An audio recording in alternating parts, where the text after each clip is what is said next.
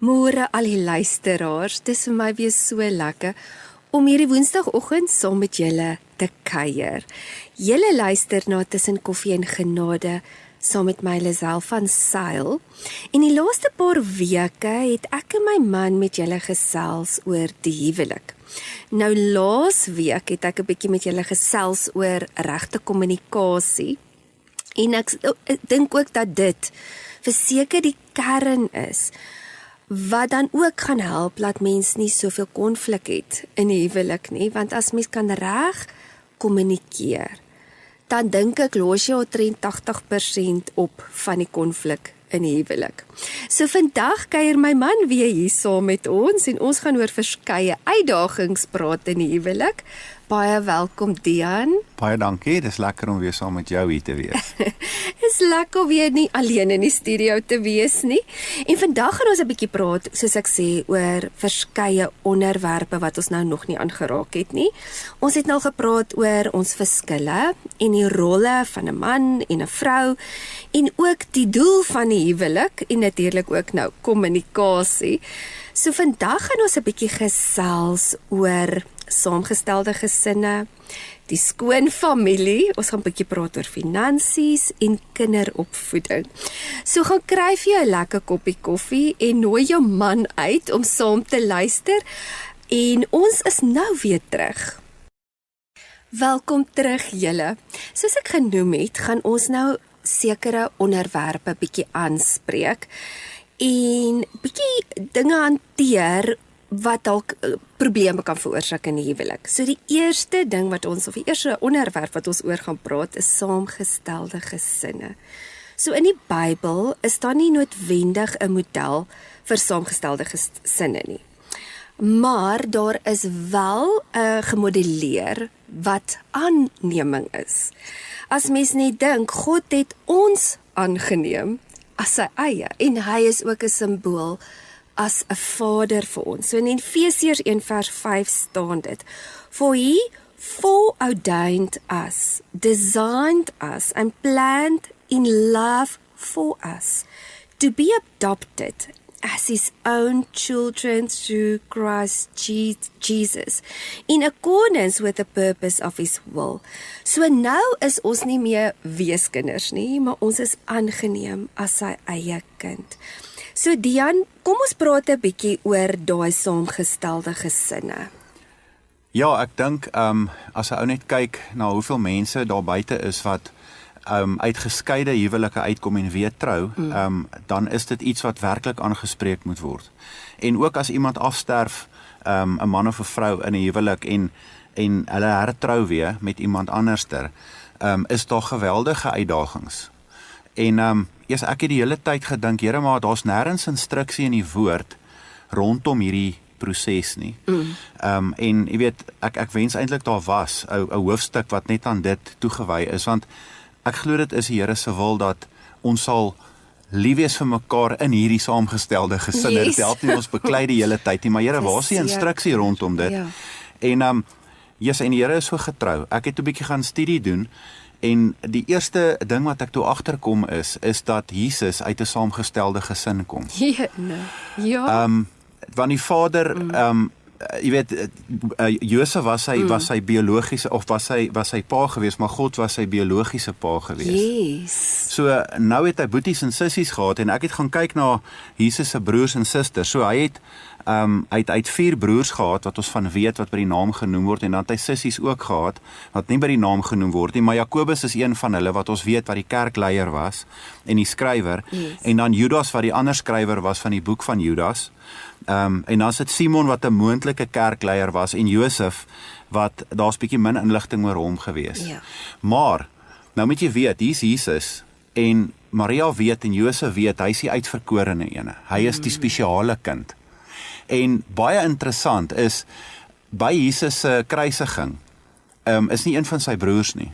Sure. Maar sy ma is daar, en Johannes, die disipel wat hy die liefste gehad het, was daar. En Jesus sê aan die kruis, hier is jou ma en hier is jou seun, maar sy boeties is nie daar nie. Ons weet nie waar is Jakobus in die proses nie.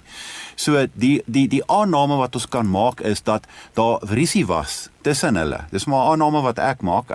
Ek sê nie dit was so nie, dit staan nie so in die Bybel nie. Maar as 'n ou net dink aan daai dinamika, hier's Jesus. Hy's amper soos Josef wat hierdie droomkind is. En wat uitverkies is en almal beweeg in sy skaduwee daar in die huis. En almal wonder, hoorie maar, is dit regtig so? En ek dink net as hulle geglo het dat Jesus jy weet, die seun van God was van die begin af, dan sou hulle hom gevolg het, hulle sou in sy disippelskap gewees het in die begin, maar 'n ou hoor eers baie later dat hulle hom aanvaar het vir wie hy was. En hier kom Jakobus uit en is die pragtigste boek in die Bybel. Ja. En 'n baie sterk boek. Ja. En dis Jesus se broer wat dit geskryf het. Maar as 'n ou net dink aan daai dinamika van hoe hulle kon beklei het. Jy weet, Ja. dink maar net, hulle was kinders gewees en Jesus was ten volle God, maar hy was ook ten volle mens. Ja. En hier is hy in hierdie verhouding met sy broers en sy wat nie deel is van, ek wil amper sê, van die volle prentjie nie, want dis Josef en Maria se kinders, maar hy's God die Vader se kind. Ja. Of die Heilige Gees se kind. favoritism. Ja, so daar word ek dink daar kon dalk bietjie voorgetrek gewees het met Jesus in die gesin en onmiddellik is daar hierdie voorbeeld vir ons van hoor Jesus saamgestelde gesin.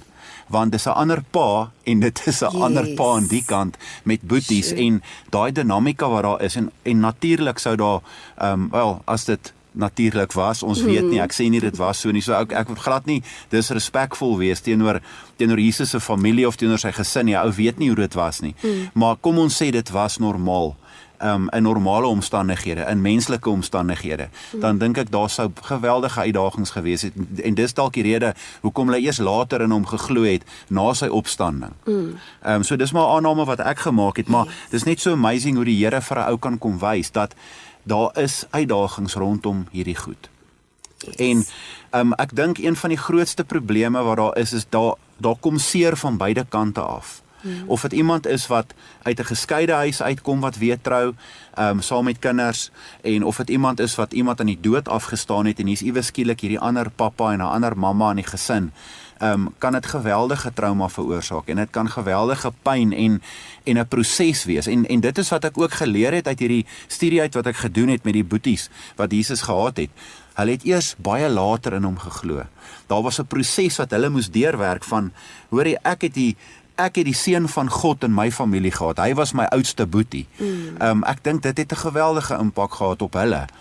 En op Josef en op Maria en hoe hulle dit bestuur het en hoe hulle dit hanteer het in dit. En dit was maar net so 'n openbaring van hoe lief die Here ons het. Ja, sure. Ja. Joh. En hoe lief die Here saamgestelde gesinne het, want ek sien dit elke dag in ons mannegroep. Ons is al by manne van die moot hier in Pretoria en ons praat met die manne en manne wat weer getrou het en manne wat weer bymekaar kom. Daar's baie pyn en daar's baie uitdagings en daar's nie regtig goeie raad vir die ouens om, hoorie, maar wat moet ek nou doen? My vrou sê vir my, hierdie is my kinders. Los my kinders uit. Jy gaan nie vir my kinders sê wat hulle moet doen nie en vice versa. En ewe skielik is daar hierdie verwarring en daar's hierdie storm in hierdie nuwe saamgestelde gesin wat die tweede kans is op geluk of die derde kans is op geluk en dit is absolute chaos. Want die kinders wil nie saamwerk nie want hulle kom met hierdie pyn en die ma het dalk pyn of die pa het dalk pyn en daar's soveel pyn wat hier in een pakkie saamgesit word dat dit amper onmoontlik is om werklik daai vrede wat die Here beloof in sy woord te hê. En ja, dit is die uitdagings van ons tyd. Ja. Ons lewe in 'n gebroke samelewing met gebroke dinge wat gebeur. Ons het nou 'n pa in die dood afgestaan. Jy weet net so 2 weke terug. En dit was traumaties vir ons en dit was, ek glo, definitief traumaties vir hulle en nou kry daai mamma dalk 'n nuwe pappa oor 'n jaar of 2 of wanneer ook al en onmiddellik is daar daai vergelyking tussen, maar jy's nie my pa nie. Wie's jy om vir my te sê? En dan moet 'n ou hierdie ding baie mooi en reg bestuur. O, dit is so waar. Want ons praat van father wounds, nê. Jog, mense het net oor die algemeen met jou eie pa dalk father wounds. En nou is dit hierdie saamgestelde gesin. En ek Absoluut. dink dis hoekom dit so belangrik is om eenheid te verstaan, nê? En van die begin af al duidelike grense te stel. Die ma en die pa, want kyk, die ma en pa raak nou verlief. So hulle het emosies teenoor mekaar, hulle voel lief vir mekaar en die kinders voel nie noodwendig dieselfde nie. Absoluut nie. En dit is weer eens waar mens weer moet terugkom by die basics as dit kom van die huwelik, om mekaar se rolle te verstaan en ook te kan verstaan wie wat moet doen in die huwelik. Want dit is soos wat jy gesê het, nou kom die ma dalk en sy wil haar kinders oorbeskerm en nou is dit of die pa nou tweede viool speel. En nou moet sy moet dan sy organiseer haar kinders, hy moet sy kinders organiseer of wat ook al en dit kan partymal nogal friction veroorsaak in saamgestelde gesinne. Ja, verseker, ek dink dit is waar daar geweldige breek kom, is wanneer dit gedoen word, wanneer daar onderskeid getref word tussen my kinders en jou kinders. En ek dink dis iets wat totaal en al nie aanvaar word in God se woord nie. Want die Here sê ons moet in eenheid wees met mekaar en daai belofte wat jy gemaak het vir die nuwe man of die nuwe vrou, is dieselfde belofte wat iemand maak wat vir die eerste keer trou. Of die eerste keer trou en wat nou gebeur daarna het gebeur. Maar daai kindertjies moet verstaan dat hierdie is jou nuwe pappa. Ja. En hierdie is jou nuwe mamma. En die Here verwag van ons om dit so te kommunikeer en om in eenheid te wees. En wanneer ons verskil, natuurlik gaan daar emosies wees van die vrou wat haar kinders het en die man wat sy kinders het van, hoorie, maar jy moet nie so met my kinders eintlik praat nie. Hulle is nie gewoond daaraan dat jy so met hulle praat nie. Nou dissipline is nou byvoorbeeld nie. Dissipline of daar's dit of hoe werk dit, was, maar dit gaan alles oor verhouding. En om dit uit verhouding uit te doen en om dit oor 'n tydperk te verstaan dat dit nie net, hoor jy is nou my kind, jy gaan nou vir my luister, ek is jou nuwe pa, aanvaar dit. Nou daai is ook baie onregverdig om dit van 'n kind te verwag wat nou net hierdie trauma beleef het. So daai moet baie sensitief hanteer word en baie mooi hanteer word sodat daai kind kan aanvaar dat hierdie nuwe pappa is eintlik baie lief vir my en hy gee regtig om vir my en ek gaan hom respekteer. En aan die ander kant moet daar ook vir die kind gesê word dat daar word van jou as kind verwag om gehoorsaam te wees aan jou nuwe pa en aan jou nuwe ma, wat dat ook al is. Want dis deel van eer jou vader en jou moeder. Maar die probleem kom in wanneer daai ma haar kind se part vat voor die pa of voor die ma en sê, maar hoorie, ag man, hy is sommer simpel. Ek gaan nie toelaat dat hy so met jou praat nie, moenie worry nie, ek sal jou beskerm. Dat 'n ou kry dit baie keer en die oomblik wat die ma dit doen, dan is die stryd en die eenheid verloor vir eenheid in die huwelik. En dan begin die kinders manipuleer, hulle kom agter met wat hulle kan wegkom, want my ma sal vir my ja sê, maar my vieslike stiefpa, ek weet hy gaan vir my nee sê. So, dit is baie belangrik dat die ma en die pa van die begin af voordat hulle trou, vir baie goeie huweliksberading sal gaan en sal verstaan, as ons hierdie pad loop, is dit die pad wat ons gaan loop. En dit moet verduidelik word vir die kindertjies van die begin af, dat dit is wat van hulle verwag word, dit is wat van pappa en mamma verwag word, en dit is hoe ons hierdie ding gaan doen. Maar as daar van die begin af die onderskeid getref gaan word, is dit absolute resep vir mislukking. Ja.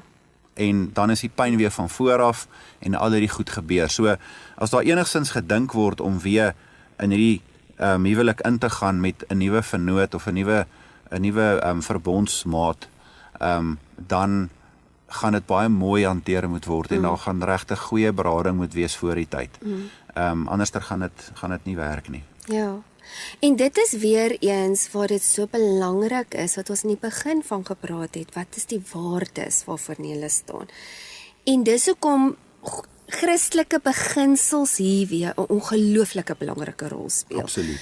Want as jy kyk byvoorbeeld soos jy sê, nou dit is jou man is dood, dis dalk 'n ander situasie as wanneer jy uit 'n egskeiding uitkom, want dit is soos trauma nou op trauma. Veral as mens nou kyk vir die kinders, hulle het hulle pa en ma is nou uitmekaar uit en nou het ek eweslik 'n nuwe pappa of ek het 'n nuwe mamma. En dis hoekom dit so belangrik is vir die nuwe ouer om te besef om eers verhouding met daai kinders te probeer bou. Definitief. Voor hulle nou inspring en wil dissipline toepas of reëls toelê. En hoewel dit baie belangrik is hoe mens die reëls gaan implementeer, is dit ook veral met egskeiding dat die ma en pa so mooi moet loop saam met daai kinders, want nou kan die pa dalk inkom, hy's dominerend en dadelik wil hy sommer dit en dit en dit en die kinders kan dan voel, jene, maar ons word nou teen gediskrimineer, want jy's nie eintlik ons pa nie, nê? Ja, en hulle kan dalk voel die ma beskerm hulle nou nie teen hierdie nuwe pa nie en haar kwaadlik neem. Yes. En sê mamma, jy kies hierdie nuwe ou nou bo my Daar's en bo my behoeftes. So dit is baie moeilik. Dis regtig nie maklik nie. Yes. Maar dis moontlik met God se genade. Verseker. En ook, weet jy wat, en dit is so belangrik ook om te besef is, dalk is jou pa nie jou bloedpa nie, jou biologiese pa nie, maar 'n pa is nie iemand wat jou bloed dra nie. Dis iemand wat jou hart dra. Dis mooi. En dit is een ding wat die Here ook al vir my gewys het, veral in ons lewe waar ons partymal soos, kan ek sê, orphans voel, of met 'n orphan spirit sit, nie? En dan kom God die Vader en hy word dan weer jou pa. En dit is weer eens daai ding van 'n pa wat kom en hy draai jou op jou hart en daar's wederwysige respek. En dit is dan baie keer wanneer mens dan oop is om dan 'n verhouding te bou met hierdie nuwe pa. Want in sy hart sê hy, jy is nou my kind. Absoluut. Absoluut, ja. So wil jy nog ietsie bygevoeg het oor die saamgestelde gesin? Ek dink net 'n ou moet net verstaan dat daar's verskillende agtergronde en gewoontes wat gaan bots. Dis die eerste punt. Ja. Die tweede punt is die kinders voel onseker oor hulle nuwe plek in hierdie verhouding. En dan daar's altyd daai lojaliteit konflik van hoorie my ma versus my stiefma of my pa versus my stiefma. En dan vertroue vat tyd om te bou. Dit moet 'n ou net onthou.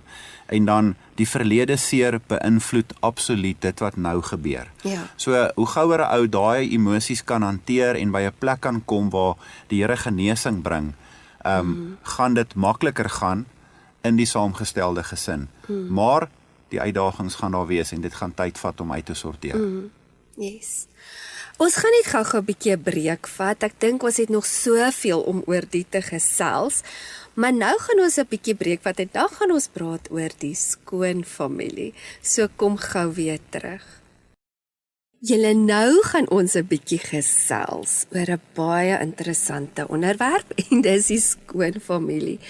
Net soos 'n man en 'n vrou het ouers ook 'n rol. En dit is so belangrik om weer te verstaan wat jou rol is.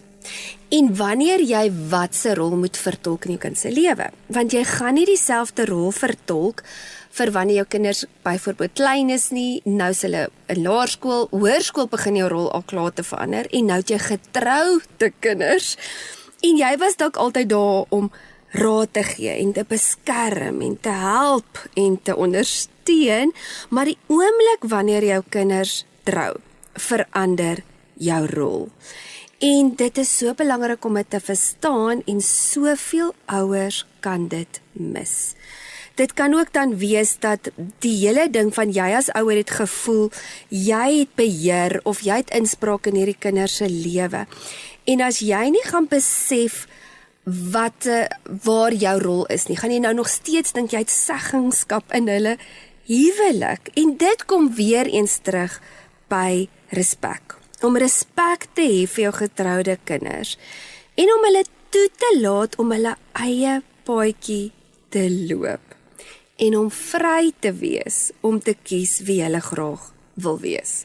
Nou ouers wat nogal controllers is, as ek dit so kan noem, gaan dit baie moeilik wees, veral vir die skoonkinders, want jy gaan dalk nie noodwendig besef, luister, ek is nou nie meer die ma van daai gesin nie, want die skoondogter is nou die nuwe ma in daai gesin.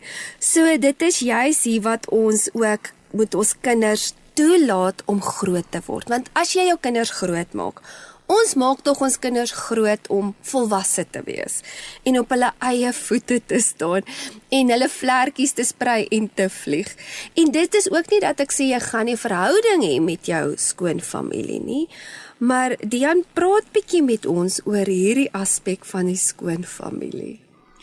Weet jy, ek dink daar's soveel grappe oor skoonmaas en Begin al op die troudag. Ja, dan begin hulle al die grappies te maak van skoonma dit en skoonma. En weet jy, dit is heeltemal onnodig. Ja. Eintlik, want 'n skoonma en 'n skoonpa is eintlik deur die Here daar gesit om nommer 1 vir daai gesin te bid. Daar's Ek dink, en my skoonma is 'n bidder, sy bid, sy bid, ek dink as sy begin bid, dan hardloop die duiwel weg. Dit, ja. En my eie ma ook, sy bid net so hard vir ons en my pa en almal. So, ek dink die Here het dit daar gesit, dat daai wysheid sal oorkom na die gesin toe, maar op die regte manier. Yes. En ek dink die vrees is baie kere daar, in daai ouer se hart wat nou hierdie seun van haar verloor aan hierdie ander dogter, dat daar iets gaan fout gaan. So hulle wil altyd help. Ja.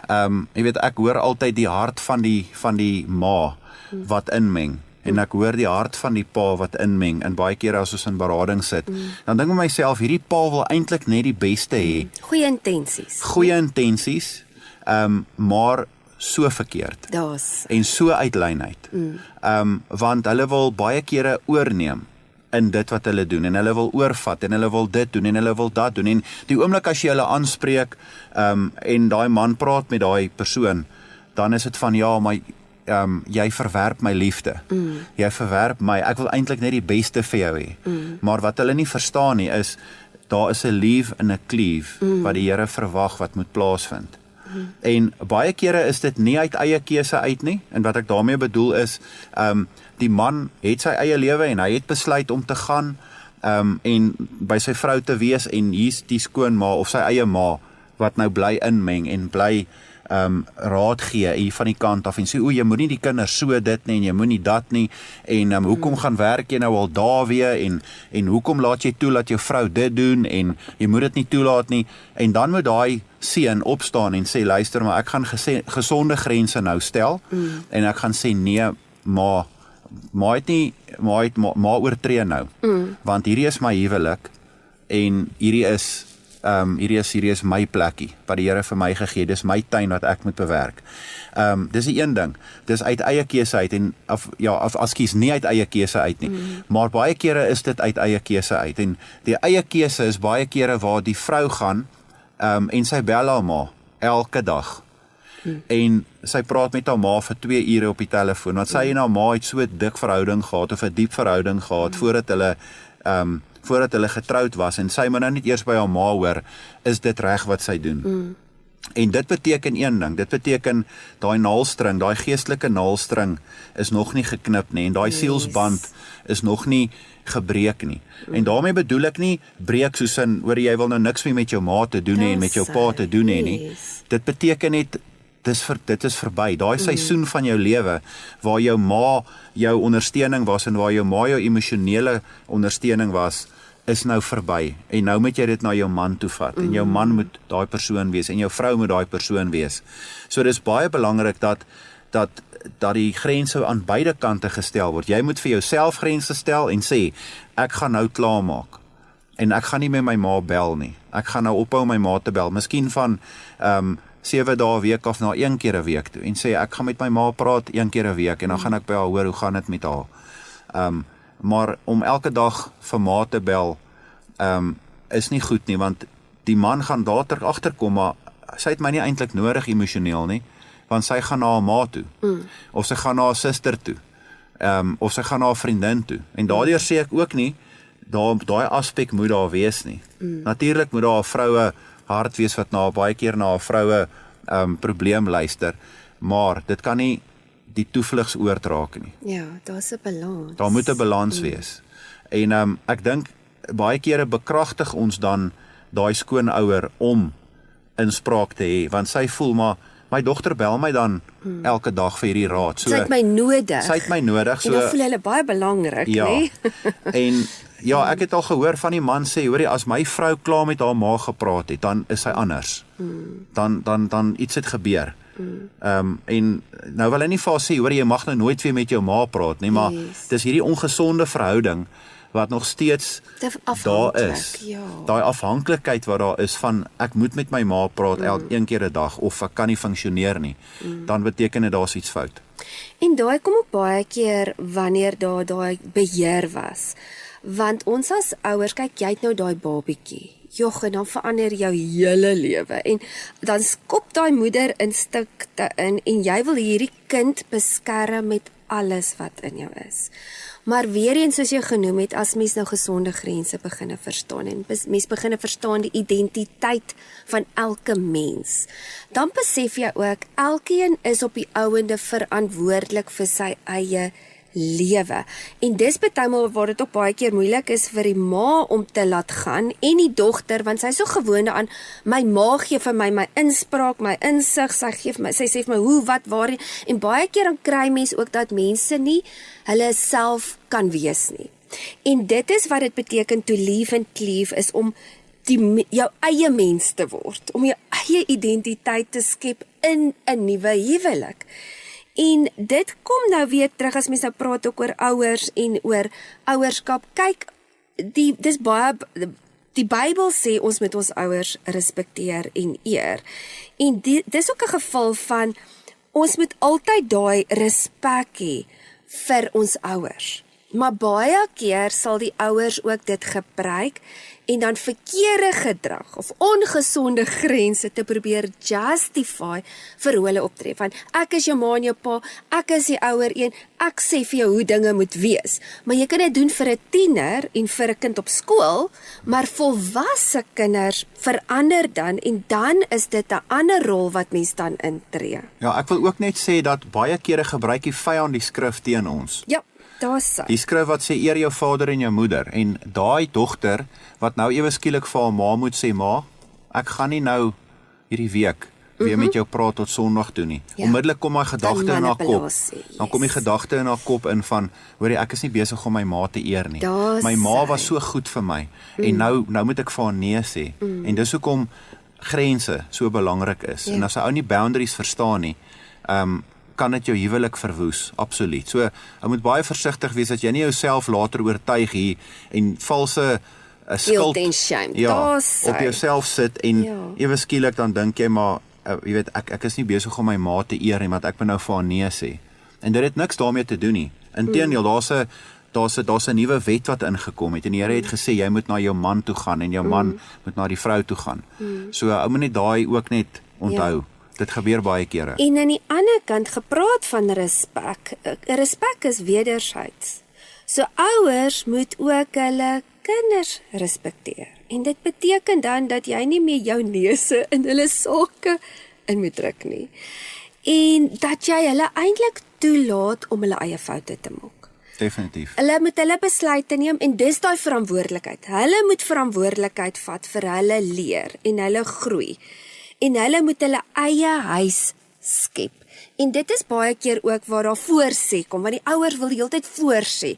Jy moet dit so doen en jy moet dit so doen en jy moet daai kar koop en moenie hierdie kar koop nie. Ek het mos gesê jy moet 'n Toyota koop en nie 'n Mazda nie. Weet jy, sulke goed. En dan sê dit soos laat die kinders hulle eie foute maak. Hulle moet hulle eie kultuur en hulle eie lewetjie skep. Kyk, daar is baie keer dat 'n getroude paartjie na die ouers sal toe kom en sê, luister, ons soek raad. Dis iets anders. Dis fantasties. Maar die groot ding is, baie keer kry jy dit, laat die ouers sê, maar die kinders wil nie meer by my uitkom nie. En dan begin daar hierdie manipulasie kom van, o, julle bel my nooit nie, en ek sien julle nooit nie, maar dink gou 'n bietjie daaraan. Met wie wil jy tyd spandeer? Wil jy by iemand tyd spandeer wat jou vryheid gee? Of hoe voel jy met iemand wat die hele tyd jou wil manipuleer, jou die hele tyd wil guilt and shame, die hele tyd vir jou sê, jy's nie lief vir my nie, jy gee nie vir my aandag nie, en hy tit vir tat, en as jy dit doen, daai voorwaardelike liefde nie, dan wil mens nie by so 'n persoon wees nie. So eintlik wil ek ook vir die ouers sê, skep 'n atmosfeer waar jou kinders by jou wil wees. Vryheid. Ja, daar's hy. Soos ek nou, ons het nou 'n getroude kind in ons huis wat so interessant is, nê? En dit is my eintlik fantasties die ding van leave and cleave. Maar ook 'n Bybelse beginsel is dit my fantasties as jy praat van community en die pa en die ma lewe in die een huis en die kinders lewe langsaan en hulle help mekaar en is 'n community. Dis eintlik gesond. Dis nie te sê dis nie gelief en cleave nie. So die dag toe Liewan en Gabby trou, toe het hy daar ingeloop en gesê, julle, dis nou my huis, hierdie deur, julle moet klop vir julle, hier moet in en uit. En die begin was dit so half weird van, okay. En op 'n stadium toe kom hy daar by ons en hy sê, waar toe gaan julle, wat doen julle, ek wil saam met julle ry. En ek sê, ja, okay, nee, nou is die boundaries nou half gelê. So ons men nie noodwendig by hulle in nie, maar daar's vryheid. Ons gaan partymal nou loop ek deur en sê ek, hallo julle, hoe gaan dit? Daar's nie hierdie obligation van jy moet nou by my tyd spandeer nie. Hulle wil met ons tyd spandeer. En hulle het hulle eie huis. Hulle bly voor in die huis, ons bly agter in die huis, en dis 2 huise, so dit is daar's 'n duidelike skeiding van hoor julle het gelief en cleave. En ons kom nie in hulle huis sonder uitnodiging nie. Ja. Dis hoe dit werk. Ja. Daar word gesels en daar word ooreengekom dat daar respek is vir mekaar, en ek dink dis die volgende punt wat ons oor gesels is wederwysige respek. Ja. Een ding wat 'n ou moet verstaan is alles werk in die huwelik en is reg in die huwelik as dit in God se woord staan. Amen. Met ander woorde, as daar 'n reël is dat ek byvoorbeeld nie moet werk nie, want ek het dalk 'n gebrek, ek is 'n man, maar ek kan nie werk nie, ek het 'n gebrek en jy moet werk as vrou en ons dis ooreengekom. Ja. Dan is dit die respek wat ons vir mekaar het om te sê, hoorie maar, ek eer jou vir wie jy is en jy eer my vir wie ek is, en my maale en my paale kan nie inmeng en vir my vrou kom sê, hoorie maar, byvoorbeeld, jy moet werk, Dian, en jou vrou moet by die huis bly nie. Ja. Dit is nie hoe dit werk nie, dit gaan oor wat se respek word gekommunikeer. So, die heel eerste ding is, ons moet mekaar eer met ons verskille. Daar's hy. En die ouers moet ons eer vir dit wat ons verskil van hulle waardes, want natuurlik word hulle in 'n ander era groot, ons is in 'n nuwe era, dinge het bietjie verander. Hulle kom dalk uit 'n era uit waar die vrou nie mag werk nie, of nie gewerk het nie. En nou werk al 2 ouers, en nou kom die ma dalk en sy sê, ja, maar dis nie reg nie. Daai respek moet daar wees van die ouers se kant af. En wanneer hulle praat, moet daar met respek gepraat word. Yes. En daar moet aanvaar word dat daar verskillende gewoontes gaan wees. Ek dink al wanneer daar ek wil amper sê uitsprake kan kom, is wanneer jy iemand kan aanspreek oor iets wat jy sien verkeerd is in sy lewe, want ek het die reg as Christen om iets aan te spreek wat nie reg is in jou lewe nie. Die Here sê vir ons moet mekaar vermaan. So as ek sien iewers daar is iets uit lyn uit met God se woord, dan moet ek na my seun toe gaan, maar nie as 'n pa-seun verhouding nie, maar meer as 'n broer. En 'n mentor. En sê, weet jy seun, God se woord sê vir ons die volgende, en ek wil dit net onder jou aandag bring, en ek wil nie inmeng in jou huwelik nie, maar die Here verwag van ons die volgende. En ek dink, daai moet ons nie los nie. Dis weer eens, die Here verwag van ons om goddelik op te tree en om te vermaan. En so ook sê die woord dat as ons die vroue, die ouer mans vermaan in die gemeente, of die ouer vrouens vermaan, moet dit met respek wees. Yes. So daar moet 'n wederwysige respek wees, na die ouer garde toe, en van die ouer garde na die jonger garde toe, om te sê, maar weet jy, dit is hoe dit werk. En dan, die respek bring altyd vrede. As respek reg toegedien word, bring dit vrede in die huis, en dan gaan daar 'n pragtige verhouding wees tussen die skoonfamilie en die ma en die pa en die nuwe gesin wat nou gevorm het. Nou, 'n ander aspek is, as jy nou kyk, baie keer kry mens hierdie mama's boys, waar die ma letterlik haar seun opgepiep het. En dis amper of hierdie ouer baie keer hulle kinders verafgod en dis of mense hierdie mindset het, my kind behoort aan my. En nou trou daai man en die arme skoondogter, want die naaldstring wat jy nou nog gesê het, is nog nie gesny tussen die ma en hierdie seun nie.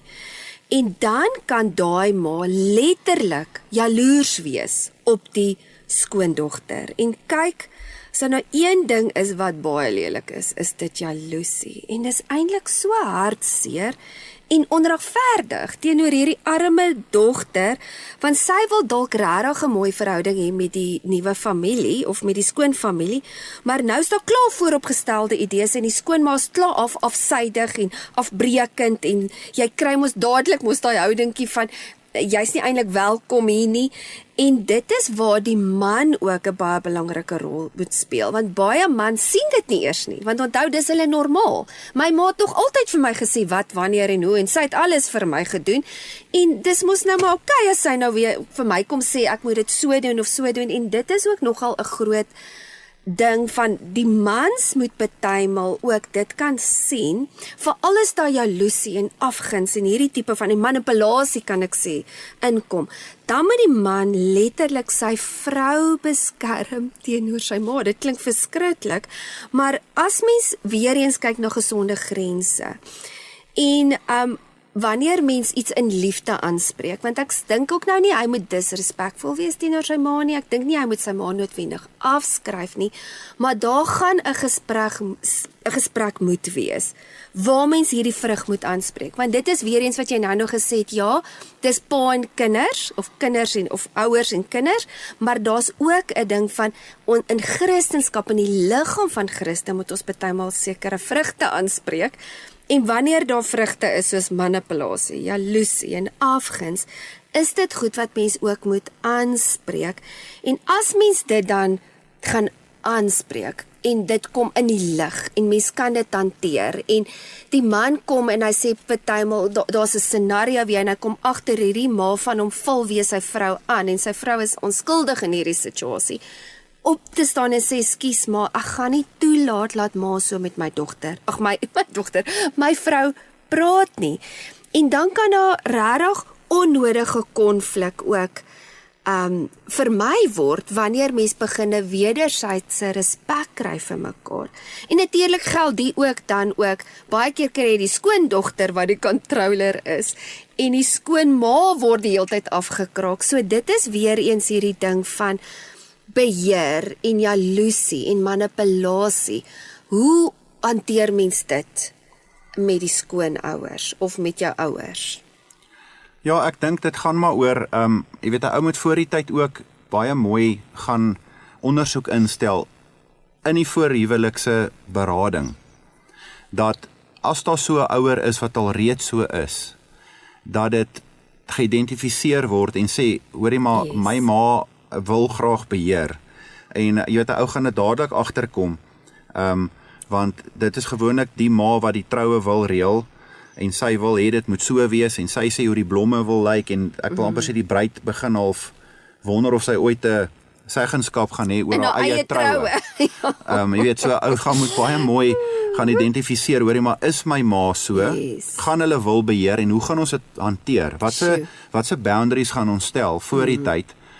So dis 'n baie groot voorbereidingsproses, dis nie net van ons trou nou nie. Hierdie goed moet bespreek word, want dis die goed wat huwelike opbreek op die einde van die dag, want nou kry jy die seun wat meer vir sy ma luister as vir sy eie vrou. En dit kom maar uit jaloesie uit, en dit kom uit beheer uit, en dit kom uit al die goed uit.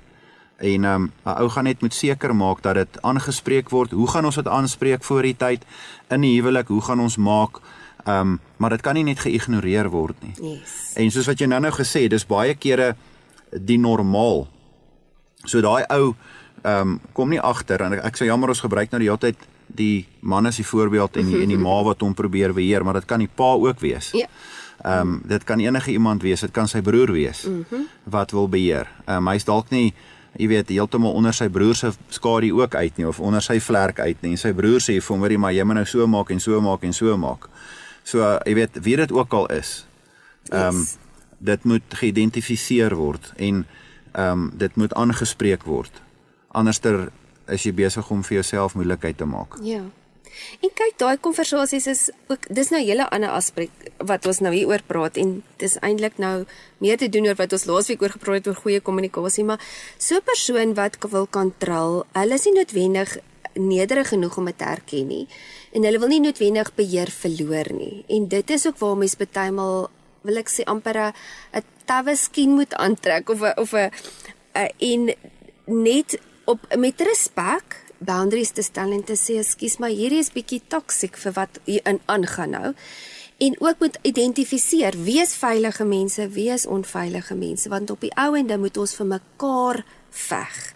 En wat gesond is vir die huwelik wat die Here vir ons ook gee.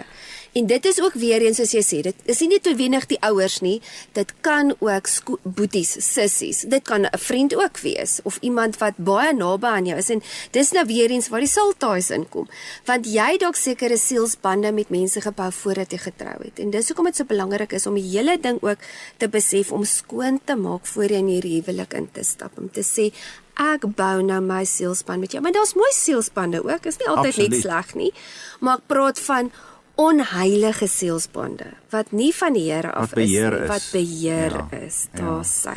Beheer en kontrol. Wil jy nog ietsiekie sê oor die aspek? Nee, ek dink net, soos ek nou gesê het, ons gaan regtig waar moet besef, dat die mense wat ook aangespreek word, gaan kwaad word. Ja, verseker. Dis eintlik wat ek wou sê. Hulle gaan kwaad word. Daar gaan 'n reaksie. Daar gaan 'n reaksie wees, daar gaan dreigemente wees, daar gaan daai skuldgevoel kom van, hoor, was ek nie nou te erg met my broer nie, was ek nou nie te erg met my sussie, met my ma, met my pa nie, was ek nie te hard op hulle nie. Weet, hulle het sulke goeie dinge vir my gedoen in my lewe, en nou moet ek vir hulle nee sê, en ek moet vir hulle sê, ekskuus, julle gaan nou nie meer deel wees van hierdie proses nie, want julle wil dit beheer. En natuurlik gaan daar, jy weet, daai ding wees van, jy's nie meer lief vir my nie, en as jy lief is vir my, dan sal jy, en al daai tipe van goed, daai tipiese woorde van manipulasie en beheer, wat dan deurkom. So, dis net baie belangrik, dat 'n ou dit sal ignoreer, en sal vas staan, op dit wat die Here vir jou, as in jou gesin, geroep het voor, om dit dan net so te hanteer. Verseker. En ons kan eintlik nog baie lank oor hierdie onderwerp praat, maar ek dink ons moet net eers so 'n vinnige breek vat, en dan gaan ons 'n bietjie praat oor die finansies in die huwelik. Ons is nou weer terug. Welkom terug julle. Ek en my man kuier vanoggend bietjie saam met julle. En ons praat oor so 'n paar onderwerpe wat dalk konflik of probleme kan veroorsaak in die huwelik. Nou, een van die groot redes ook hoekom daar egskeidings is baie keer oor finansies. Nou, as ek nou moet dink, toe ek en my man net getroud was, kyk, ons het met baie min begin, liefie.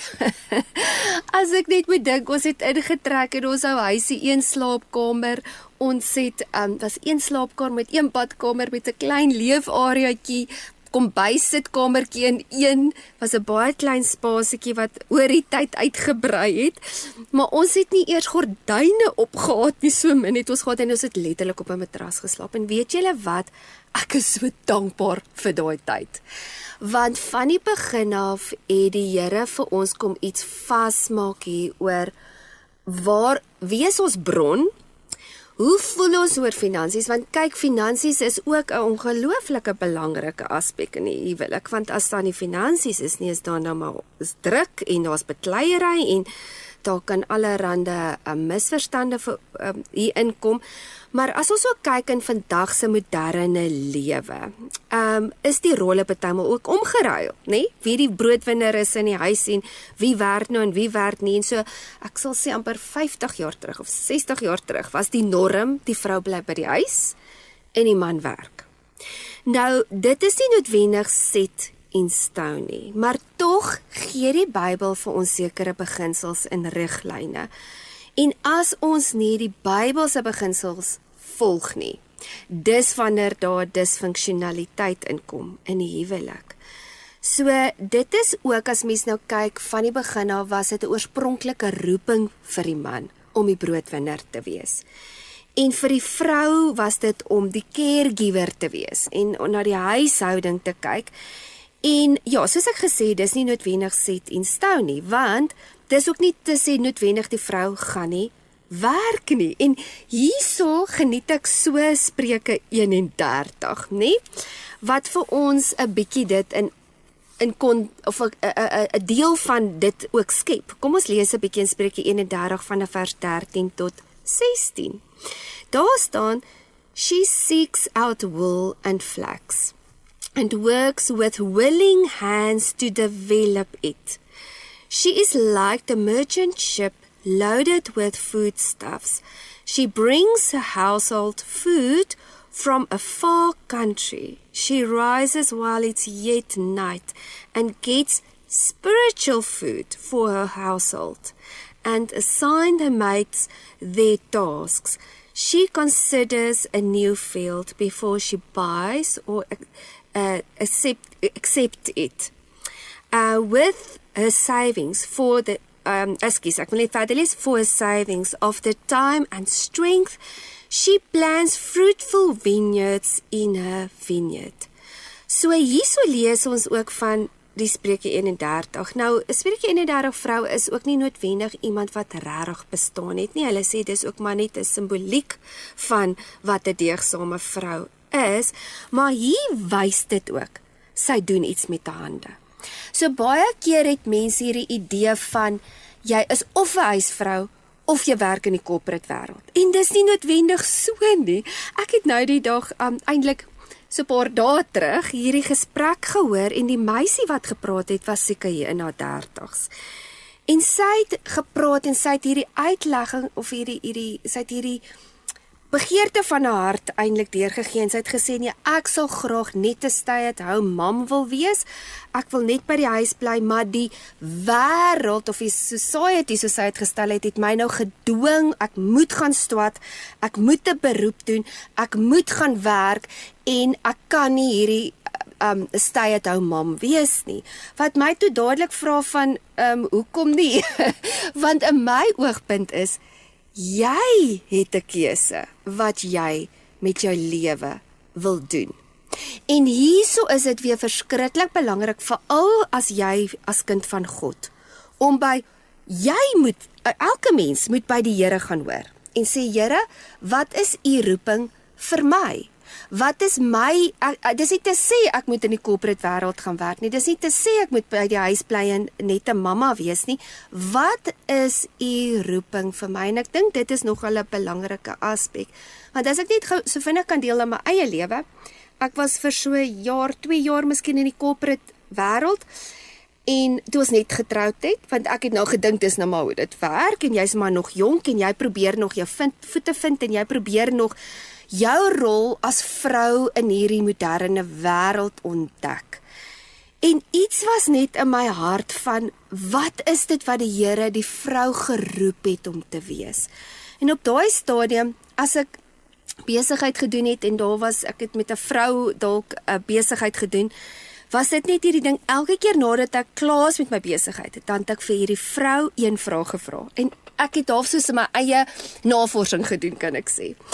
En dan het ek hierdie suksesvolle vrou ontmoet, sy is hierdie CEO van hierdie maatskappy, of sy het haar eie besigheid, of dit of dat, en ek sal altyd vir hulle vra, as jy kon kies, sou jy verkies het om weer hierdie besigheid te run, soos wat jy dit vandag doen, en hierdie sukses te wees, of eerder by die huis met jou kinders? En weet julle wat was my interessant? Deur die boek het al hierdie vrouens, die meeste van hulle kan ek sê, nie 100% nie, sê 80% van hulle, met eerlikheid vir my gesê, ek sal graag by die huis wou wees met my kinders. Wat vir my baie interessant was, maar hoekom ek dit vertel is, want dit het iets vir my vertel. En toe het ek daai dag besef, weet jy wat, ten koste van wat doen ek wat ek doen. Here, wys vir my wat ek moet wees, want onthou wat ek ook vir julle gesê het in 'n vorige opname, ons vrouens ons het incubators en ons het iets binne in ons wat ons graag geboorte aan wil gee en ons wil iets in die samelewing beteken. En partymal is dit dat die Here jou roep om iets te wees. En dis nie noodwendig corporate nie. Partymal bestaan dit nog nie eers nie en dis hoekom dit belangrik is om jou identiteit eerstens te gaan skep in jou roeping as wat dit gaan oor finansies. Ek het net gevoel ek moet dit dalk net met julle deel, want op die ouende gaan dit oor wat in jou hart aangaan. Maar Dian, praat 'n bietjie met ons oor hierdie hele aspek van manwerk, vrouwerk, wie's nou die broodwinner en in die aspek van in die huwelik. Ja, ek dink op die einde van die dag moet 'n ou kyk na die dis nou die Engelse woord is die design. Wat het die Here die man voor gemaak? Hy het ons gemaak om te werk. Hy het vir ons gesê, daar is die tuin en brei hom uit. Yes. Bewerk die tuin. So ons het van die begin af doel gehad en dit is om te werk. Das. En uit die land uit wat ons geplant het en wat ons bewerk het daar iets opgekom en ons het dit geoes en dan het ons geëet. So dit is so sterk in die man se DNA. Ek dink as ek nou by die mannegroep hierdie Dinsdag aand vir die manne vra, hoorie manne, wie van julle wil graag by die huis sit en nie werk nie? Ek weet nie of daar een ou is wat sal hand opsteek en sê, weet jy wat, ek wil nie werk nie, ek wil eintlik net by die huis wees. Want die Here het ons daai identiteit gegee van julle gaan werk en dis lekker om te werk. Dis nie altyd maklik nie. Ja. Maar as jy nou moet kies tussen ek sit by die huis en niks doen, en ek het nie werk nie, teenoor ek werk maar ek's nie so gelukkig by my werk nie, en dan sal hulle altyd kies, ek sal eerder werk en bietjie ongelukkig wees. As wat ek net nie werk nie en nie 'n doel het nie. So onmiddellik kom daar 'n doel by 'n man wanneer hy werk. Ja. So dit is so sterk in ons DNA en ek dink, ek ken 'n pastoor wat hy's 'n pastoor maar sy vrou is 'n dokter en hy is letterlik die huisman. Hy is op Sondag is hy 'n preek hy. So hy werk op 'n Sondag en hy het nou intussen al die ander kerkgoed wat hy doen wat nogal baie is, maar wat ek bedoel is sy vrou is in die korporatiewe wêreld, sy's 'n dokter. Sy werk hard en hy is die een wat die kinders by die skool gaan haal. Hy maak vir hulle broodjies in die oggend. Hy doen dit. So dis afgespreek en hulle het hulle rolle so uitgewerk dat hulle huwelik fantasties werk. En dit is daar's niks fout daarmee nie. Want dis afgespreek en dis ooreengekom en daar is gesels daaroor en daar's gebid daaroor en hulle het verstaan dit is hoe dit gaan werk. Ja. So dit kan 100% werk. Die probleem kom in wanneer daar hierdie skok op die stelsel is van hoor ek het nooit geweet ek gaan ook moet werk nie of ek het nooit geweet ek gaan nie werk nie. Of wat ook al die geval is, maar die man is die broodwinner volgens God se woord. Die man moet voorsien, die man moet opstaan, hy moet sy deel doen. Dit is wat die Here ons voor geroep het. Ek wil amper sê dis nie 'n bevel nie, dis 'n roeping. Daar's sy. Jy weet daar's twee verskille tussen as ek jou beveel om iets te doen en wanneer jy geroep is om iets te doen. Ja. 'n Man is geroep deur God om die broodwinner te wees. Die Here sê julle moet vir julle huisgesinne sorg. Nie net finansiëel nie, maar emosioneel ook. Ja. Wat baie belangrik is. So jy weet 'n ou moet net dit ook verstaan. So ek sien nie laat daar enige iets fout is as 'n vrou en 'n man werk nie. Die vraag is net en dis die vraag wat hy altyd moet vra. En dis wat jy vir my geleer het, is ten koste van wat? Ja, jy spring my nou voor. Maar dis die volgende ding waaroor ek wil ten koste praat. van wat doen ek dit, want alles het 'n prys en ek weet jy gaan dit nou herhaal. Maar dit is sommer net weer ek het nou nie geweet jy gaan dit nou sê nie, want dan steel ek jou ons het cryptnotes hier by cryptnotes. Ja, maar dit is net ek sê altyd jy weet 'n ou kan werk en jy kan so hard werk dat jy vir 20 ure 'n dag werk en 4 ure slaap. Maar ten koste van wat doen jy dit? Jy kan 20 besighede hê. Die man en die vrou kan werk. En hulle kan die kinders by die dagmoeder aflaai 7 uur die oggend en hulle kan die kinders 7 uur die aand gaan haal by 'n dagmoeder. Maar ten koste van wat doen jy dit? Ek verstaan daar's mense wat nie anderster kan nie want die finansiële uitdagings wat daar is daar. Maar weet 'n ou kan nie finansies bo die opvoeding sit van jou kind nie. Ek wil amper sê dan moet jy eerder niks hê nie, maar jou kinders het 'n pa en 'n ma. As wat hulle baie geld het maar hulle het nie 'n paai en 'n maag gehad Yep. nie. Ja, en dit is nou presies wat ek nou sê, wat ek nou oor wil praat. Die ding wat ons die heeltyd moet vra is, wat is die motief van jou hart? En dis was so interessant wat jy ook nou genoem het van die DNA van 'n man. 'n Man is gemaak om te werk. As hy werk nie okay is nie, dan is hy nie okay nie. Waar ons vrouens wat ons gesê het, ons verhoudings nie lekker is nie, dan is ons nie lekker nie. So dis baie belangrik weer eens om daai gesprek te hê, of voor ons getrou het. Okay, wat is jou roeping? Wat is my roeping? En dan ons motiewe dop te hou. Nou kom ons lees in Filippense 2 vers 3 wat vir ons sê, do nothing from fractional motives through contentiousness, strife, selfishness, and unworthy ends, or prompt by conceit and empty arrogance. En dan praat hy verder en hy sê ons moet nederig wees. Maar ek wil op daai fokus, die motief. Want baie keer is dit, ons moet net besef, God kyk op die ouene na wat? Hy kyk na die motief van jou hart. En dis hoekom ons praat van jou roeping. Jou werk moet jou roeping wees. As jy werk doen, want dit is iets wat jy wil doen, want jy probeer iemand iets bewys. Of dis uit selfsug uit, of dis uit trots uit. En dit is weer eens die motief. Ek wil die posisie hê in hierdie company, of ek wil hierdie beroep nastrewe, want dan gaan ek geld maak. Dan gaan ek aansien kry.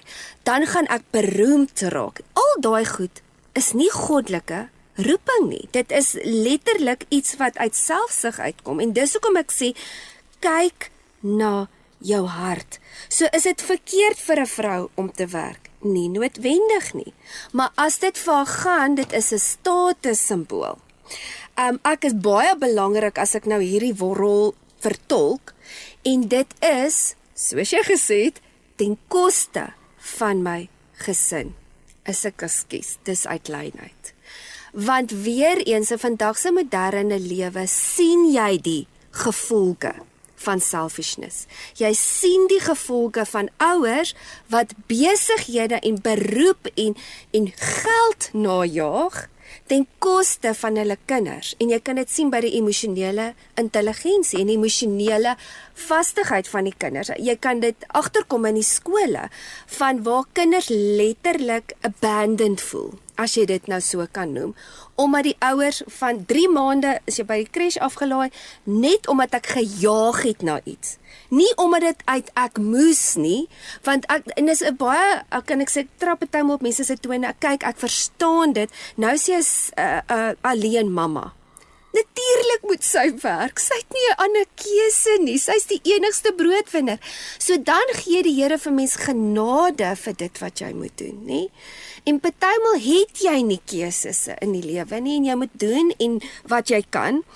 Maar dis weer eens hierdie ding van, mens moet die hele tyd vir jouself vra, doen ek dit want ek weet dis iets wat die Here vir my die deure oopgemaak het om te doen, of doen ek dit uit selfsugtigheid? Daar's nou nogal 'n oulike storie nou op die TV, All Her Fault, wat gaan oor hierdie seentjie wat gesteel word en hy raak nou weg. En die agtergrond van hierdie hele verhaal is die ouers was so besig met hulle beroep dat hulle nie opgelet het wat eintlik om hulle aangaan nie, want dit was vir hulle net oor die geld, oor die besigheid, oor die volgende kliënt. Julle, en hierdie is harde woorde, maar ons moet regtig weer eens gaan dink ten koste van wat doen ons dit in ons huise. Nee, verseker. Ek dink ons lewe in 'n tyd waar daar baie druk op finansies is. Ek meen die dieselprys is weer op pad op. Yep. As hy nie al klaar op is nie. Maar jy weet, ons lewe is gejaag eintlik na wind. Daar's hy. Eintlik na wind, want dis nie permanent nie. Verhoudinge is al wat permanent gaan wees. Ek glo ons gaan gesinne wees in die hemel. Ek dink ons gaan funksioneer soos wat God dit van die begin af jy weet, uitgedink het vir ons. In gesinne, in 'n tuin. Jy weet, en ons gaan daar funksioneer. Ja. En dis wat gaan bly op die einde van die dag is verhoudinge. En dis hoekom die Here sê, soek allereers die koninkryk van God en sy geregtigheid, en dan sal al die ander dinge vir julle bygevoeg word. Ja. Moenie bekommerd wees oor die dag van môre nie, moenie bekommerd wees oor wat jy gaan eet en drink, en daardeur sê ek nou ook nie, weet 'n ou moet roekeloos wees en net nie omgee nie. Dis nie wat die woord sê nie. Yes. Hy sê, maar soek eers my koninkryk en hoe Amen. dit in my Daar's hy. koninkryk werk, want ons, God se koninkryk, as dit by finansies kom, werk heeltemal anderster Yes. as by die wêreld. Daar's hy. Die Here sê, the blessing of the Lord maketh rich, Yes. and it adds no sorrow to it. Met ander woorde, ons is bekommerd oor al hierdie goed, en daar is ons al reeds verkeerd, want die Ja. Here sê, moet oor niks besorg wees nie. Ja. Vertrou my, ek sal vir jou sorg. As ek na die lelies van die veld kyk, en ek kyk na die 2 mossietjies, Amen. dan gaan ek vir jou sorg. Ek gaan vir jou sorg. En nou kom die Here en hy het beginsels in sy woord, en hy sê, hoorie, maar dis hoe finansies werk, dis hoe die gesin werk, dis hoe die huwelik werk. Doen net dit wat daar staan, en dan sal jy veilig wees. En dis die grootste uitdaging vir beraders, is om mense eintlik maar net terug te vat na die woord toe. En sê, hoorie, dis wat die woord sê, doen dit. Dis wat 'n goeie berader veronderstel is om te doen. Is om vir mense net te sê wat God se woord sê, en as hulle dit doen, dan werk dit. Ja. Jy weet, en mense is net te lui om hulle eie Bybel te gaan lees, en om uit te vind, hoorie, maar hoe werk die huwelik? Jy weet, 'n ou kan, deesdae is daar soveel, daar's soveel tools daar buitekant, om 'n vinnige Bybelstudie te doen. Jy weet, jy kan vir ChatGPT vra, jy kan daai AI, almal sê AI is van die duiwel af. Hoorie, dis soos enige ander ding.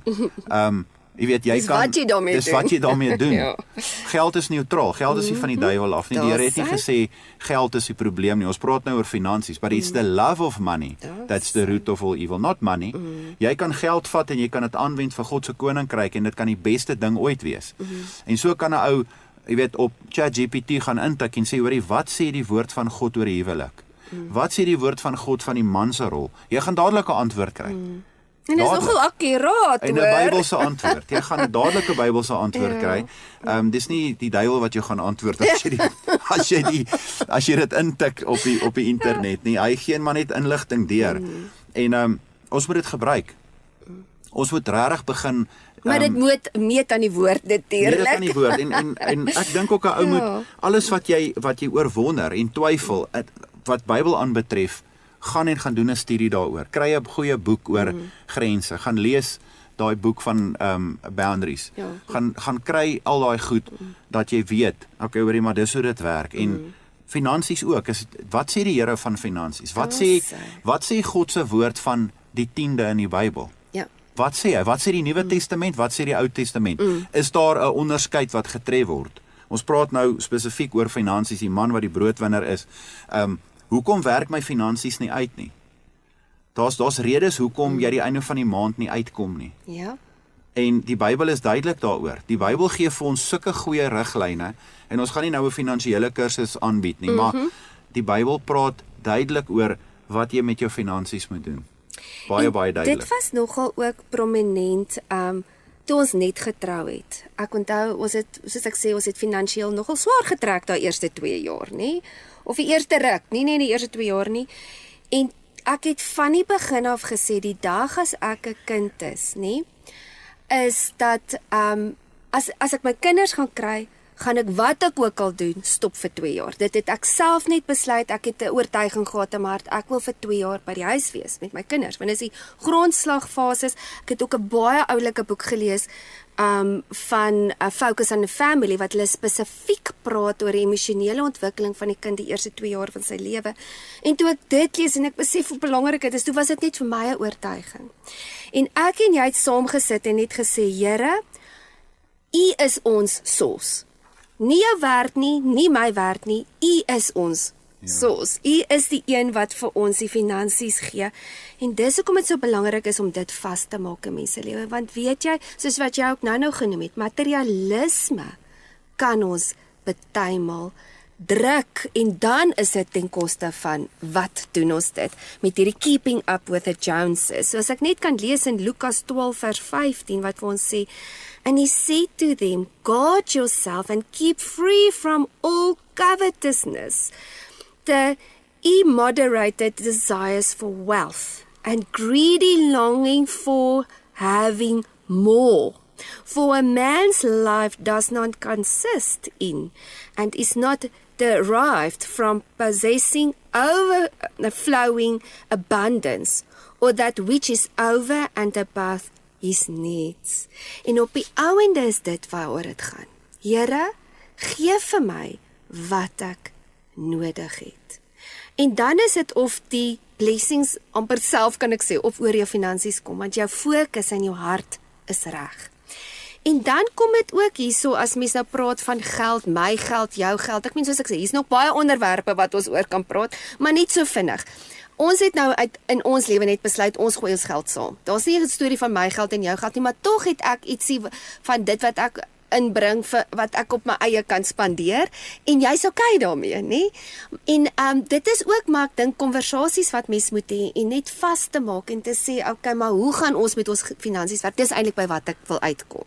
Ja, elke situasie en elke huwelik is uniek. Ek weet van baie vrouens in die huwelik wat meer geld verdien as die man. Ja.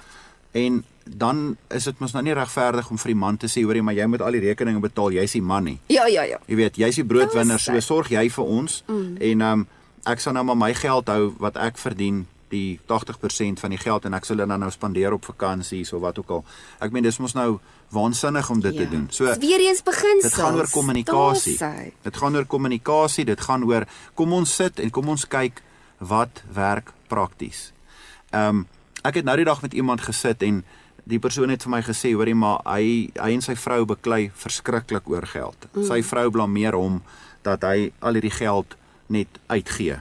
En jy weet, sy moet al die geld in die huwelik inbring om te sorg vir dit en vir dat. En toe sê ek vir maar die eerste punt wat jy hier moet verstaan is, as jy nie weet waantoe die geld gaan nie, dan gaan jy nie weet wat aangaan in jou finansies nie. So laai 'n app af op jou foon en begin elke ding wat jy koop in te lees. En jy kry hierdie apps wat die goed dadelik vir jou in 'n kategorie insit. En na 'n maand, toe sê hy vir my, hoorie, maar vir die eerste keer weet ek, waar gaan my geld heen? En toe kon hy vir sy vrou wys, hoorie, maar ek het toe nie alles op myself spandeer nie, hier het ek dit gekoop, ek het dit gekoop, ek het dat gekoop, en so kan 'n mens mekaar ook verantwoordbaar hou. Accountability is belangrik as dit by finansies kom, want die eerste ek wil amper sê bekleier wat kom is wanneer ek voel jy spandeer te veel geld op jou eie goed. Vind wat selfsugtig is, nie? Ja, en ek mag nie vir my iets koop nie. Ek mag nie daai ding vir my doen nie. So wees eerlik met mekaar. Wees oop met mekaar. Maak die boeke oop en wys en sê, okay, weet julle wat? Jy verdien soveel R1000, ek verdien soveel R1000. Hoe gaan ons hierdie laat werk? Eerder as wat daar 'n klippe gegooi word van, hoorie, maar jy spandeer al die geld op dit en dis onnodig en hoekom nou moet ons sukkel die einde van die maand want daar's nie krag nie en jy dit gaan koop en jy dat gaan koop. Dit help nie 'n ou tas in die donker rond as dit by finansies kom nie. En jy weet 'n ou sal ook baie vinnig agterkom waar jy te veel geld spandeer en waar jy eintlik moes die geld spandeer het as jy net 'n gewone begroting optrek en kyk wat was my inkomste, wat was my uitgawes. En ek wil amper sê die statistieke van mense wat met budgets werk is, ek dink is 20%. 20% van die mense sit en werk met 'n begroting en sê, okay, kom ons kyk waar het ons hierdie maand, waar het dit heen gegaan? Waar is die geld heen? En weet, ons lewe nie meer in 'n, ek wil amper sê, in 'n kontant wêreld nie. Ons word nie in kontant, dis maklik, jy trek 'n bankstaat en jy gaan kyk en jy tel op.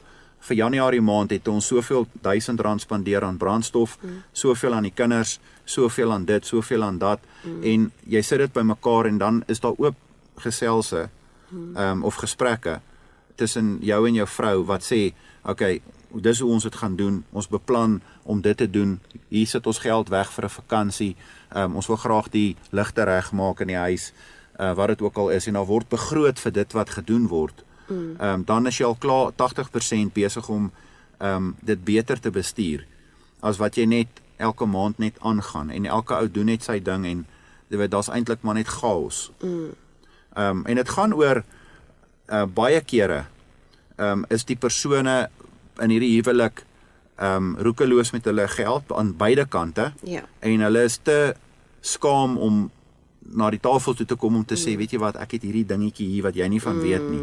Jy weet, so weer hy geheimpies. Ek het hierdie geheimpie hier langs die kant wat ek eintlik doen ek dit, maar ek gaan nie my boeke oopmaak vir jou nie, en die man sê, ek gaan ook nie my boeke vir jou oopmaak nie, want ek het ook hierdie dingetjie wat ek hier langs die kant doen. Jy weet, ek gaan speel golf sonder dat jy weet. Jy weet, en dis eintlik waar die R1000 vandaan of heen is. Maar dis hoekom dit belangrik is dat daar eerlikheid sal wees as dit by finansies kom, openheid sal wees, en dan is dit maklik. Ja. En dis ook weer eens om mekaar se behoeftes en se harte te raak te sien, en ook vir mekaar spasie te gee ook, om te sê, my lovey, maar ek weet jy hou daarvan om kookklasse te gaan doen, hier's vir jou paar rand, gaan doen iets saam met jou vriendinne, maar ons moet ook, dit is weer waar verantwoordelikheid nou weer inkom, nie? Om verantwoordelikheid te vat vir jou finansies, en om dit te bestuur. Ons gaan net so vinnige breek weer vat, en dan gaan ons 'n bietjie praat oor kinders en kinderopvoeding. Ons is nou weer terug.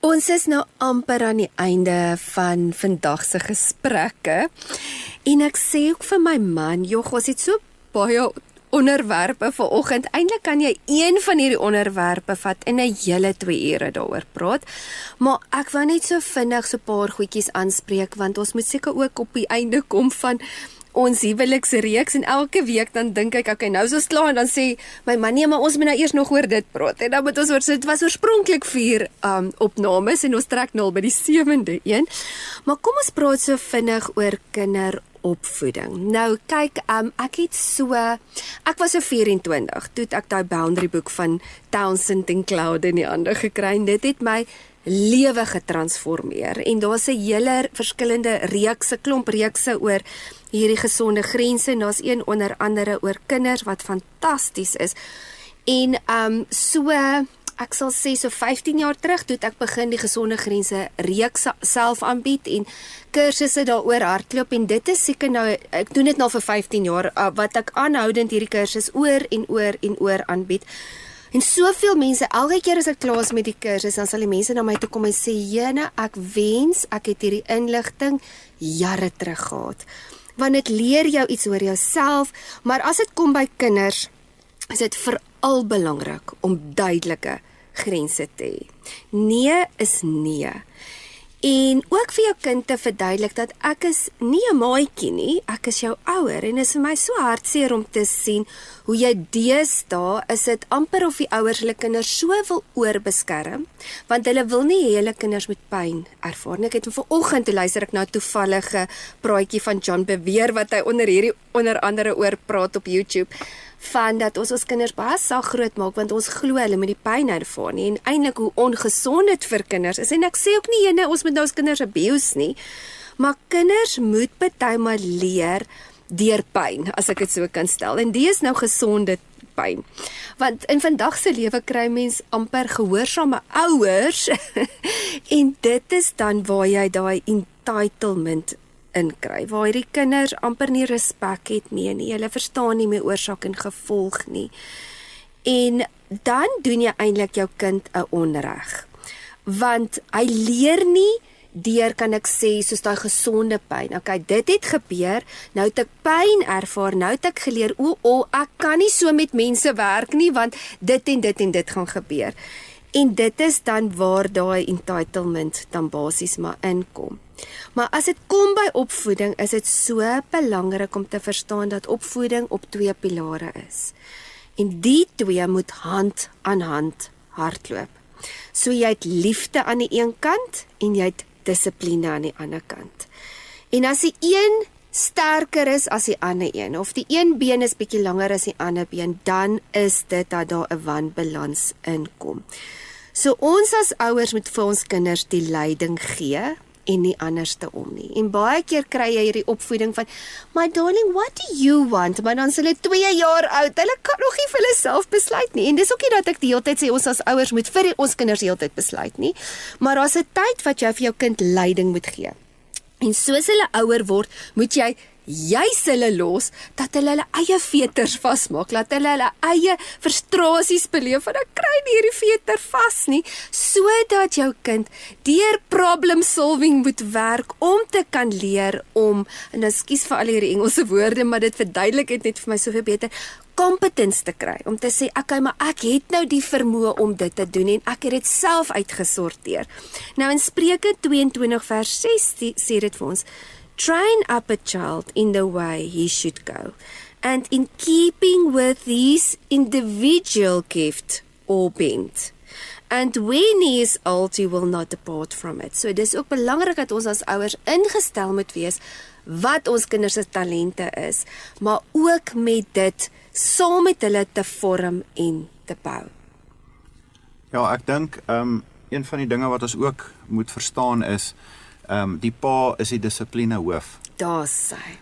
Ek onthou altyd hoe die seuns vir my gelag of vir jou gelag het as jy vir hulle gesê het hoor jy weet jy gaan hulle nou pak gee. Want hulle na die tyd vir my gesê dan sê hulle eers pappa ons lag lekker as mamma sê sy gaan ons pak gee. Sien dan slaat ook hy plakkie maar dit werk niks nie. Ja. Maar as die pa sê as mamma vir hulle gesê het hoor die pappa gaan julle uitsorteer dan het hulle klaar begin nederig raak en begin huil en wat ook al, want dan weet hulle, daar gaan nou iets gebeur wat nie lekkerder is, of lekker is nie.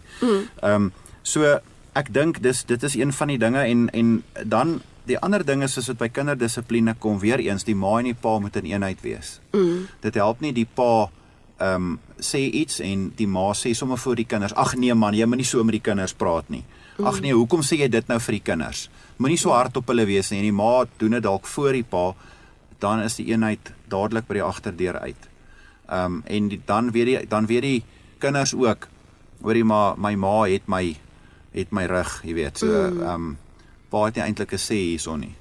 So, dis absoluut onwys om dit te doen. As jy verskil van jou man of van jou vrou, doen dit agter geslote deure, en praat dit uit, en gesê, weet jy, ek dink jy was bietjie hard, jy weet, ek het nou 'n dogter ook in die huis, sy is nou die laaste ene wat nou uit die huis gaan uitgaan, sy is nou 15, ek het nog nooit 'n dogter groot gemaak nie, ek het nou al 2 seuns groot gemaak, so ek weet hoe hulle te hanteer, en dit wat ek baie kere met die seuns wil toepas, wil ek op my dogter toepas, jy weet, hierdie onemosionele koue, jy weet, en dan sê jy vir my, hoorie liefie, maar moenie so met Danel praat nie, jy weet, moenie dit vir haar sê nie, want jy weet, sy is nie 'n seentjie nie. Dis anderster met die dogtertjie. So heeltemal en dit is waar 'n vrou se sagtheid nou weer inkom in die wysheid. So ja, daai duidelike grense wat jy oor praat, moet van die begin af daar wees. Die kinders kan nie 'n maatjie wees nie. Jy moet die ouer wees. En hulle moet weet, hierdie is my ma, dis my pa en hulle woord is wet. Ja. En dan moet ook daai balans wees wat aan die ander kant ons moet die reëls neerlê. Ons moet die leiding gee. Veral as hulle kleiner is en soos ek sê, soos hulle groter word, dan begin hulle al hoe meer onafhanklik te raak, nie? Maar aan die ander kant moet ons ook besef, nou kry jy ouers wat weer oorbeskerm of oorbeheer.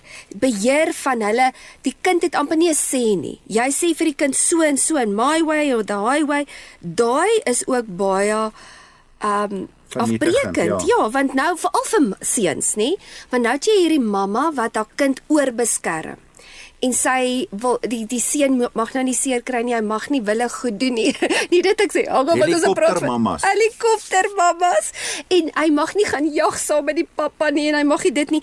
En dit is ook dan sit of dit vir my partymal voel of hulle manhood of beginne wegvat, want 'n man veral 'n seentjie van kleins af, soos ons ook al genoem het, hulle toets die grense.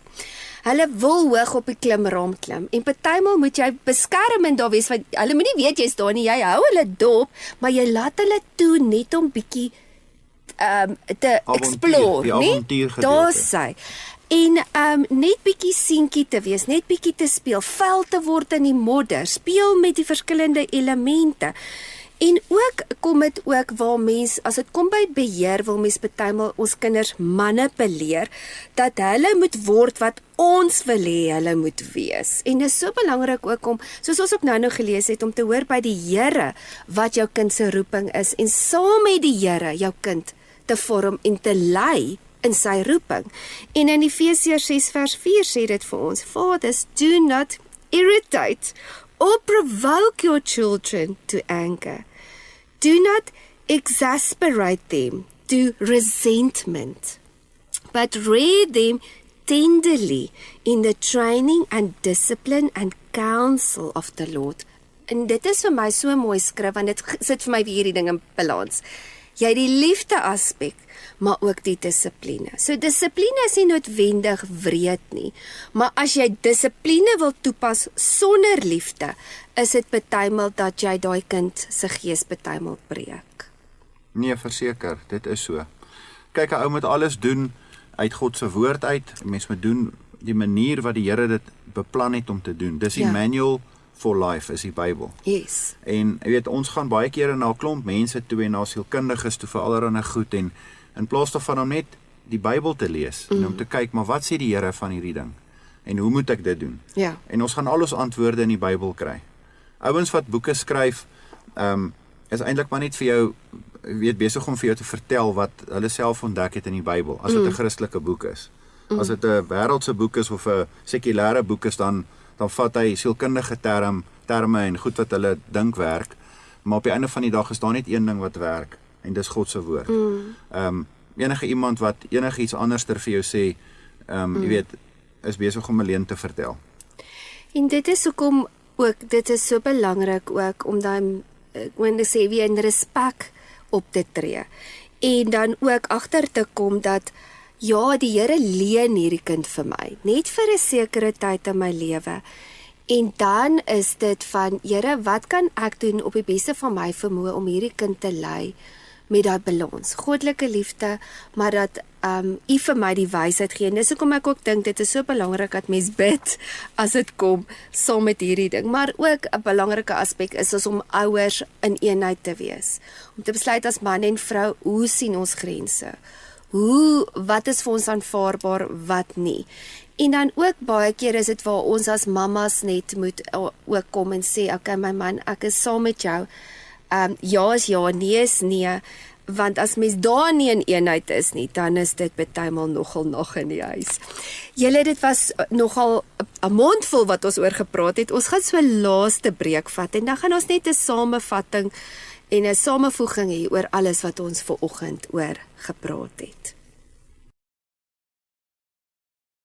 Dit was regtig weer vir my lekker om saam met my man, saam met julle te kuier.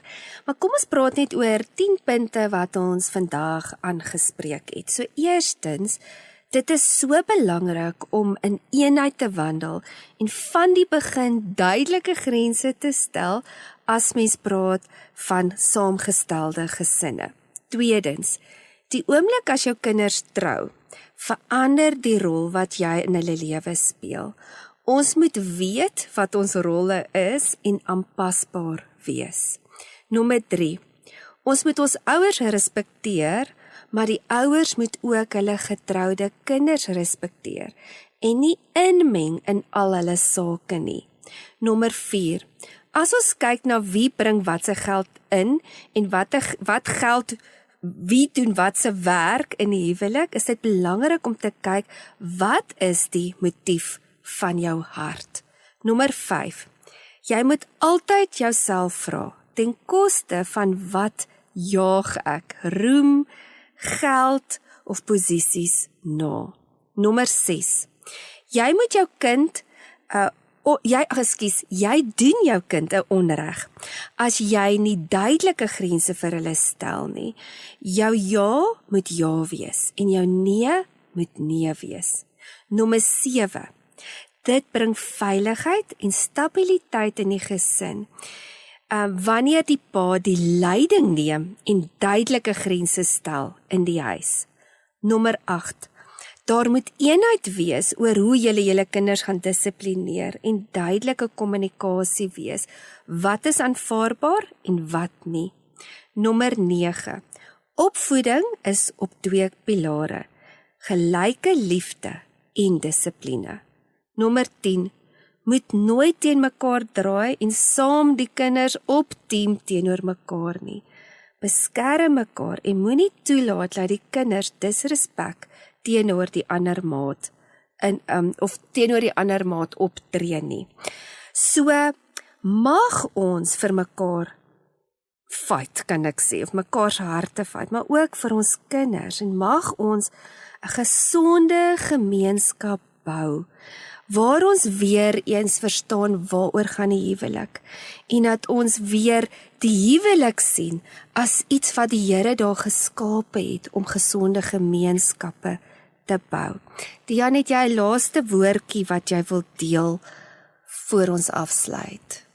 Ek dink net iets wat ons moet verstaan is alles wat ons oor vandag gepraat het is baie moeilike temas. Dit is nie maklik nie. Finansies is moeilik. Dissipline in die huis is absoluut 'n uitdaging. Saamgestelde gesinne, dis moeilike temas wat ons oor praat. Maar dit is alles wat belangrik is. En ek sê nie net hierdie is belangrik nie, ons gaan nou volgende week oor iets anderster praat wat net so belangrik is. Dis hoekom ons nou maar so lank praat, want daar is net soveel goed wat... Ek dink elke week aan 'n tema vir ons uit. Ja, ek dink net 'n ou moet net dit bid en doen, en 'n ou moet voor die Here gaan sit en net sê, Here, help my, ek kan nie hierdie goed doen nie. Ek weet nie hoe om dit te doen nie, maar ek wil graag leer en ek wil graag u woord eerste stel in my lewe en ek wil doen wat die woord sê. En dan gaan jy alright wees. Dan gaan jou huwelik uitwerk. Dit kan werk. Ek meen, ons is deur al hierdie goed. Ons is nou al, hoeveel jaar is ons getroud? 28 jaar. Die einde van hierdie jaar in September. En vir 28 jaar het ons klippe gekou om uit te kom op 'n plek waar ons huwelik werk. Baie foute gemaak, baie gevegte gehad, baie rowwe tye deurgewerk, maar daar's hoop. Die rede hoekom ons hier is omdat ons bereid was om te leer. Ons is bereid om die Here te vertrou. Ons is bereid om sy woord na te kom. En ek dink dis waar die ouens van die, ek wil amper sê van die tracks afgaan en van die rails afgaan, is wanneer hulle eie plannetjies maak en na ander mense luister in plaas daarvan om net God se woord na te kom. Amen. Vertel ons 'n bietjie net van die manne van die moed. Wanneer kom julle bymekaar? Waar dit is en hoe kan hulle jou kontak oor dit? Ja, ons is op Dinsdae-aande in Pretoria. Kom ons bymekaar by R&R Bistro daar in die Moed. En hulle is welkom om my te kontak, is Manne van die Moed. Ons het ook 'n website wat hulle kan gaan kyk, mannevandemoed.co.za. En ons is op Facebook ook. En dan kan hulle my kontak. Hulle kan vir my 'n lei gee. My nommer is daar op die website as hulle hom wil gaan. Wil jy jou nommer vir hulle gee? Ek kan, ja, dis 072 132 1290. So hulle is welkom om my te kontak en as hulle wil kom aansluit daar by ons en 'n bietjie wil kom join saam met die manne op 'n Dinsdag aand 6:30. So wat ons tipies doen is ons kom by mekaar, ons het 'n lekker ete saam, ons worship saam en dan het ons klein groepe wat ons hierdie goed bespreek, nie net huwelike nie, maar alles wat 'n man se lewe betrek of betref. En dan gesels ons bietjie oor dinge van die lewe en ons praat oor wat belangrik is vir 'n man, hoe om 'n beter man te wees. So as die vrouens luister en jou man is in Pretoria, ja, dan moet hulle maar kom. Ag Jesusie. Weet jy, en ek is regtig opgewonde oor dit wat daar aangaan by die manne van die moed, en die manne het dit nodig. Hulle het nodig om by 'n plek uit te kom om net weer te kon ontdek wie het die man of wie het God die man geroep om te wees in die in sy gesin eerstens, en dan begin die gemeenskap gesond word, want mens kan duidelik die lyn trek waar daar nie gesonde ou of mansfigure is nie, wat in daai gemeenskappe gebeur. So volgende week kom loer weer in, dan gaan ons 'n bietjie praat oor intimiteit. Ons gaan praat hoe belangrik is dit om intiem te wees in die huwelik, die verskillende uitdagings wat daarmee gepaard gaan. So kom loer gerus volgende week weer in. Dan gaan ons 'n bietjie oor dit gesels. So, as jy miskien van ons opnames weer wil luister, jy wil dit aanstuur, jy wil dit dalk vir jou man aanstuur, is jy welkom om te gaan loer. Dit is op my website wat yourdestiny.org.za is. Of jy kan bietjie gaan loer op YouTube, is daar ook van my vorige opnames, ook baie van die vorige lesse wat ek aangebied het. Dit is Your Story, Your Destiny met Lisel van Sail. Ook op Instagram kan jy ons volg, Your Destiny, Your Story. En op Facebook is dit Your Year, Your Destiny. As jy vir ons 'n boodskap wil stuur en jy wil dalk in jou getuienis deel of jy wil dalk vra oor 'n spesifieke tema, want kyk, die program is 'n leefstylprogram en daar's 'n spesifieke kwessie wat jy dalk oor vra het of jy wil bietjie dalk net jou insig gee oor dit wat ons oor gesels, kan jy 'n WhatsApp stuur. As jy die WhatsApp stuur, skryf net hartklank tussen koffie en genade, dan weet ons vir wat se program dit is. En jy kan dit stuur na 082 657 2729. Julle, dit was so lekker om hierdie oggend weer saam met julle te kuier. Kom loer weer gerus volgende week in hier op Hartklank, Woensdagoggende tussen 9 en 11 saam met my Lisel van Sail by Tussen Koffie en Genade. Ons praat weer volgende week. Totsiens.